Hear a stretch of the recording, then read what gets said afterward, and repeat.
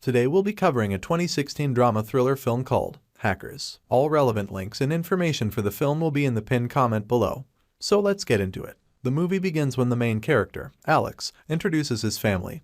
They move out of Ukraine to live a new life in Canada. He says that they've been having financial instability their whole life. Currently, Alex lives with his parents. His mom works as a bookkeeper assistant at a bank that also owns the mortgage to their house, having a few friends to spend time with. He gets along well with his computer and becomes enthusiastic about coding as he grows older. He works as a clicker, giving clicks to a website and saving his earnings for education. Alex then becomes more interested in the internet world as it has all the information. He wants to learn the financial crisis, the banks, the vulnerable security of the system, and the need for change. One night, Alex overhears the arguments of his parents, who are both stressed due to their economic circumstances, and he quietly slips outside to buy coffee. The TV at the cafe shows news of a cyber assault organized by Dark Web, an online criminal organization led by a hacker named Zed. Later that night, Alex returns home and he finds his mother weeping because she was dismissed from the bank and because they didn't have a steady source of income. Their house is also about to be taken by the bank. Alex instantly discloses all the money he's been saving for college and gives it all to his mother so that they don't lose their home here. At first, his mom is skeptical about how her son got all the money. She also does not want to accept it when she learns it's supposed to be for Alex's college. Still, Alex insists that she should accept it because what matters the most right now is not to lose their house. Alex is pissed at the bank that fired his mom because of them. He loses all the money that he saved for years, thinking about earning back the credits. He searches on the internet on how to gain money fast, but almost everything is a scam. Suddenly, he remembers the criminal organization Dark Web that he saw on the TV at the cafe and looks up. He wants to join the organization, but first he must pass the test. One of the members of the organization says that he must be invited or do a criminal act first for him to be validated as a rookie. Alex thinks of someone that he should victimize. He thinks of Randy, the bully in their school that's crazy about protein supplements, to be able to scam him. Alex creates a fake website that sells cheap supplements and Randy falls for it. He uses his father's credit card and Alex gets all the information. He gives this information to the Dark Web and he passes the test. In the next scene, one of the members, Roosevelt, helps Alex to make more money. His first job is in black market trading. Roosevelt will send him things and he must sell them to get his cut. Alex enjoys this business and everything is going well. In just 4 weeks, Alex earns about $30,000. He pays for his college bids, goodbye to his parents, and moves to Toronto College, beginning in January, so he still needs more money to fulfill his living expenses to sustain his money. He continues his business on the black market to earn more. One day, he steals an expensive watch on the black market. Unlike before, he can't risk selling it on Craigslist because there's so many cops and scammers to test his luck. He goes to Chinatown to sell the watch. However, no jewelry shops are accepting it. Some are even suspicious that it's stolen. Later, a man wearing dark sunglasses notices Alex.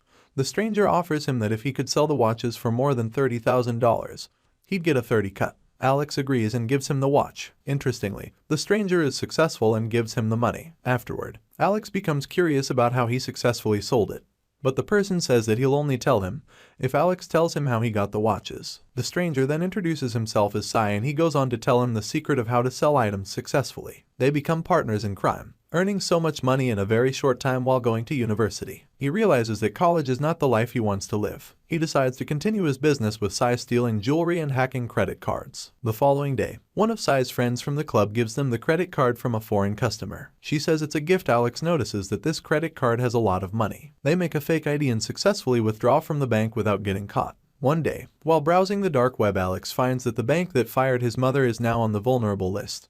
He wants to get revenge and attack them. However, he fails as soon as he got into the bank to infiltrate their data. The security had a close look at him putting a parasite on the computer. Before escaping, the security guards came to Alex to bring him to the head of security to interrogate him. The security threatens to call the police on him if he doesn't say where he got the software. Alex explains that the security in their bank is very weak and he negotiates that if he updates the software for free, the security will not report him to the police. Because of this, Alex becomes famous on the dark web. Even the creator Zed commends him because of his popularity. His friend Sai matches him with a girl for him to date.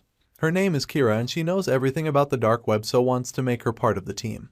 Interestingly, Kira has more knowledge of the dark web than them. She knows how to create big credit cards, use Bitcoin, and use onion browsing. These are the things that Alex and Sai have never known before. Kira also has many customers and she can easily sell their items with ease. She reveals that her uncle is helping her find clients and she gives him a cut. However, Sai starts to have doubts about Kira. He says that it's suspicious for a girl to have so many connections, especially if she's keeping it a secret. Sai thinks that if she's so good already, Why did she need to work with them? In the first place, Alex thinks Sai is overthinking it. One day, Kira asks Alex if he wants to go with her to Hong Kong because there's so many more opportunities there for their business. While lying down, Sai accidentally overheard this conversation and he becomes much more suspicious of Kira.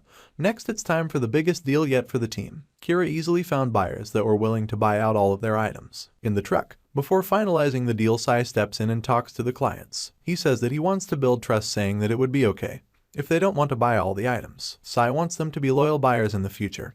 Kira disapproves of this and says that the buyer should buy all of it or it would be no deal. Kira and Sai have a heated argument and Sai have been saying to her all the things he's suspicious about. Amidst this disagreement, Alex goes to the head client and touches him.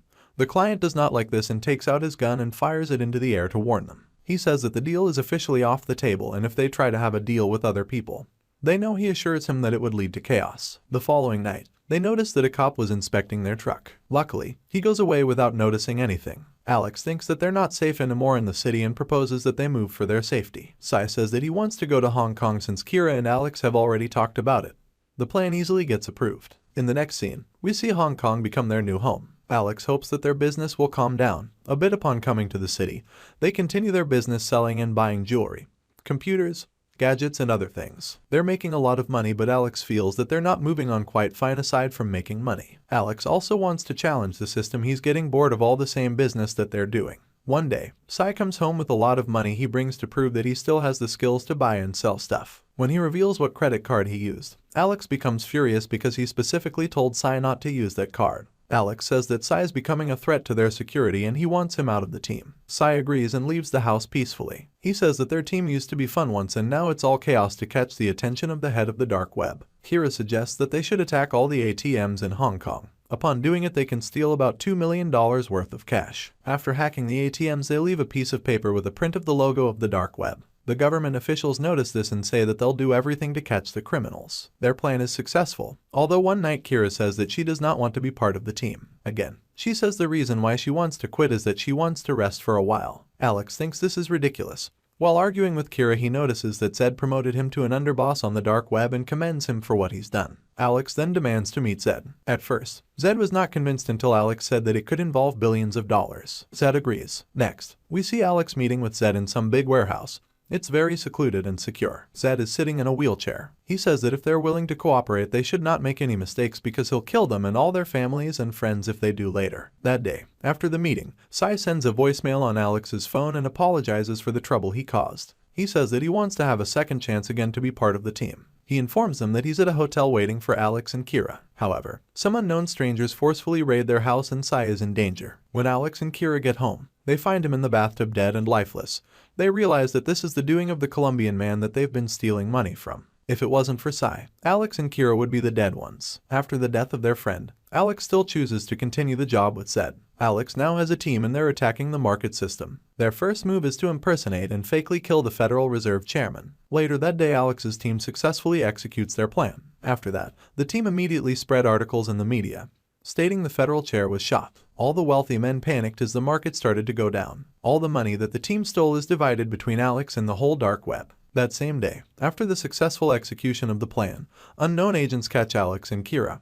The agents bring Alex to an unoccupied building. Before letting him free, they destroy his laptops and other gadgets. Alex does not know who these people are and why they attacked him. Also, Alex looks around for Kira but finds her missing. To look for Kira, Alex flies to Thailand to meet her in the place they promised. Days have passed and Alex is still unable to find Kira. He feels alone. One day, he decides to go to the internet cafe to go online. He uses one of his fake credit cards as a mode of payment. He learns on the internet that the state agents have been defeated. The dark web Zed was captured and state agents killed Kira. The staff of the internet cafe calls the police to report him for using a fake credit card. Later, we see Alex imprisoned for 2 years. In his days spent in the prison cell, he thinks about getting his simple life back together. In the final scene of the movie, after spending 2 years in jail, Alex is finally freed through the royal pardon. On the day of his release at the gates of the prison, he's met by Kira. Alex asks why she's there. Kira finally explains the whole story, revealing that she's been part of a deal she made with the FBI, working as an agent to catch Zed. In the end, they both drive